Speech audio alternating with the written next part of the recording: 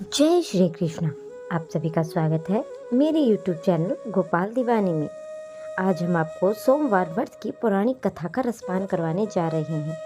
आप सभी से अनुरोध है कि कथा को पूरा सुनकर जाएं। आइए कथा आरंभ करते हैं।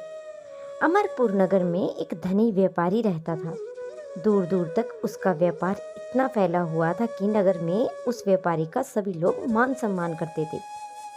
इतना सब कुछ होने पर भी वह व्यापारी अंतर्मन से बहुत ही दुखी था, क्योंकि उस व्यापारी का कोई भी पुत्र नहीं था।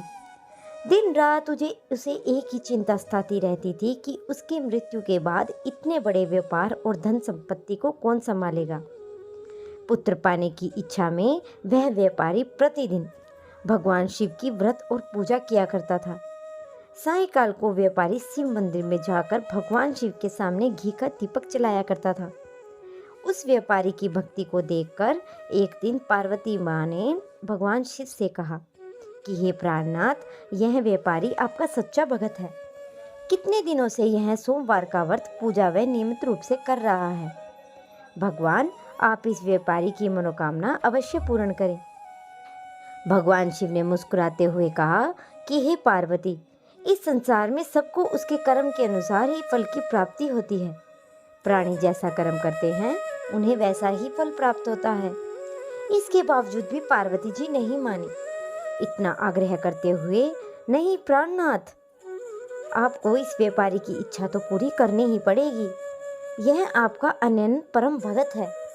प्रति सोमवार आपका विधिवत व्रत रखता है और पूजा अर्चना के बाद ही आपको भोग लगाकर एक समय का भोजन ग्रहण करता है।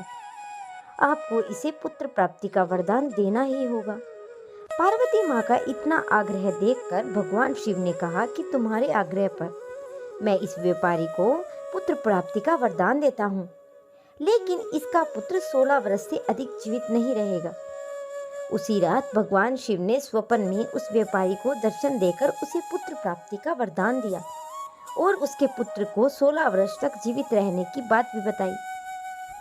भगवान के वरदान से व्यापारी को खुशी तो हुई, लेकिन पुत्र की अल्पायु चिंता ने इसकी खुशी को नष्ट कर दिया। व्यापारी पहले की तरह ही सोमवार का व्रत विधि पूर्वक करता रहा। कुछ महीने पश्चात उसने घर में एक अति सुंदर पुत्र उत्पन्न हुआ। पुत्र जन्म से व्यापारी के घर में खुशियां ही खुशियां भर गई। बहुत धूमधाम से पुत्र जन्म का समारोह मनाया गया। व्यापारी को पुत्र जन्म की अधिक खुशी नहीं हुई, क्योंकि उसे पुत्र के अल्पायु के रहस्य का पता था। यह रहस्य घर में किसी को भी नहीं मालूम था। विद्वान ब्राह्मणों ने उसके पुत्र का नाम अमर रखा। जब अमर 12 वर्ष का हुआ तो शिक्षा के लिए उसे वाराणसी भेजने का निश्चय हुआ। व्यापारी ने अमर के मामा दीपचंद को बुलाया और कहा कि अमर को शिक्षा प्राप्त करने के लिए वाराणसी छोड़ाओ।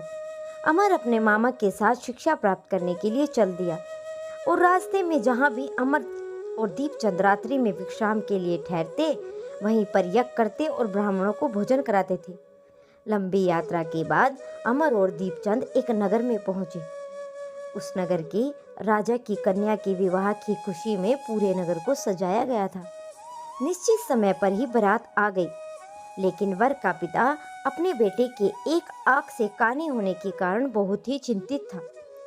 उसे इस बात का भय सता रहा था कि राजा को इस बात का पता चलने पर कहीं वह विवाह से इनकार न कर दे, जिससे उसकी बदनामी होगी। वर के पिता ने अमर को देखा तो उसके मस्तिष्क में एक विचार आया। उसने सोचा, क्यों न इस लड़की को दूल्हा बनाकर राजकुमारी से विवाह करा दूं। विवाह के बाद इसको धन देकर विदा कर दूंगा और राजकुमारी को अपने नगर ले चलूंगा। वर के पिता ने इसी संबंध में अमर और दीपचंद से बात की। दीपचंद ने भी धन मिलने के लालच में वर के पिता की बात को स्वीकार कर ली। अमर को दूल्हे के वस्त्र पहनाकर राजकुमारी चंद्रिका से उसका विवाह करा दिया गया। राजा बहुत सा धन देकर राजकुमारी को विदा किया। अमर जब लौट रहा था तो वो सच को नहीं छिपा सका और उसने राजकुमारी की ओढ़नी पर लिख दिया कि राजकुमारी चंद्रिका, तुम्हारा विवाह तो मेरे साथ हुआ है। मैं तो वाराणसी शिक्षा प्राप्त करने के लिए जा रहा हूँ। अब तुम्हें जिस नवयुवक की पत्नी बनना पड़ेगा वह तो कान्हा है। जब राजकुमारी ने अपनी ओढ़नी पर लिखा हुआ पढ़ा तो उसने काने लड़के के साथ जाने से इनकार कर दिया। राजा की सब बातें जानकर राजकुमारी को महल में ही रख लिया।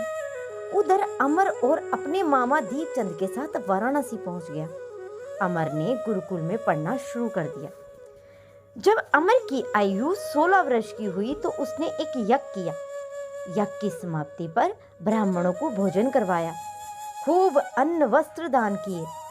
रात को अमर जब अपने शयन कक्ष में सो गया तो शिव के वरदान के अनुसार शयन व्यवस्था में ही अमर के प्राण पखेरु उड़ गए।